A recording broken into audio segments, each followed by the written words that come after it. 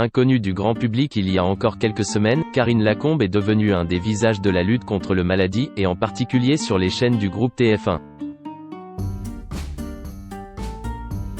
La chef du service des maladies infectieuses à l'hôpital Saint-Antoine à Paris a notamment fait parler d'elle pour avoir critiqué les méthodes du professeur Didier Raoult. C'est un visage qui est devenu familier. Il y a quelques semaines encore, personne, ou presque, ne connaissait Karine Lacombe.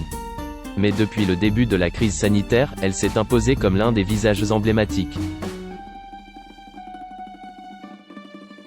Et en particulier sur les antennes du groupe TF1 où elle est régulièrement conviée. Il faut dire que la chef du service des maladies infectieuses à l'hôpital Saint-Antoine à Paris n'a pas peur de dire ce qu'elle pense. C'est le cas par exemple des méthodes du professeur Didier Raoult, dont elle n'est pas une grande fan.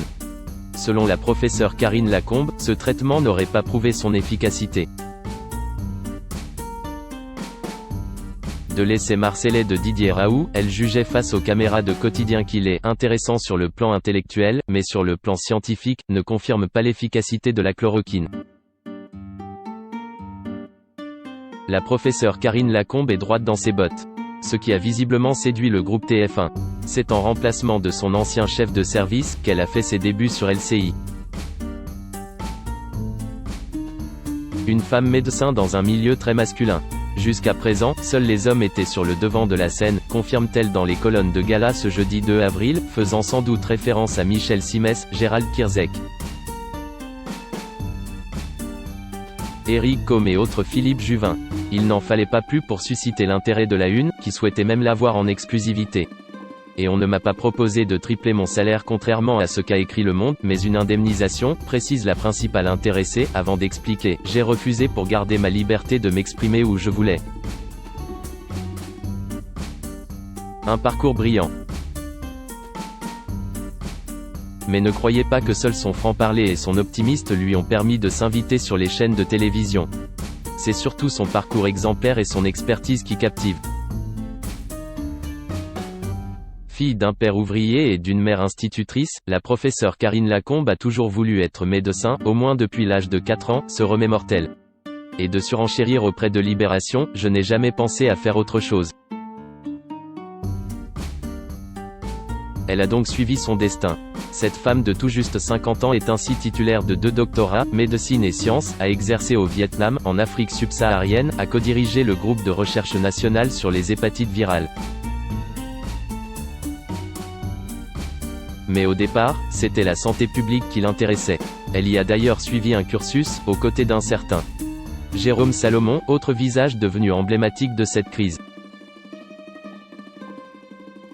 C'est donc un peu par hasard que cette professeure est devenue médecin de maladies infectieuses. Parce que j'ai rencontré des gens qui ont trouvé mon profil intéressant pour l'hôpital, à mi-chemin entre le soin et la recherche, détaille-t-elle.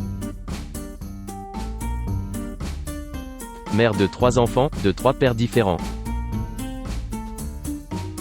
Côté vie privée, là non plus, Karine Lacombe n'a pas chômé. Elle est la maman de 3 enfants, de pères différents, une fille de 22 ans, qui suit ses pas en médecine, un fils de 14 ans, et une petite dernière de 7 ans, en garde alternée. Ceinture noire de judo, spécialiste de vin et randonneuse. Karine Lacombe déplore que sa vie privée n'ait été simple.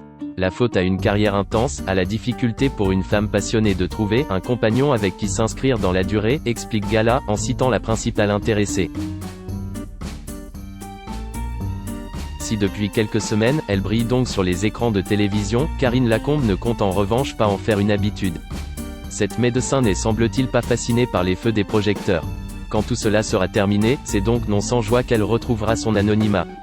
Ou ce qu'il en restera.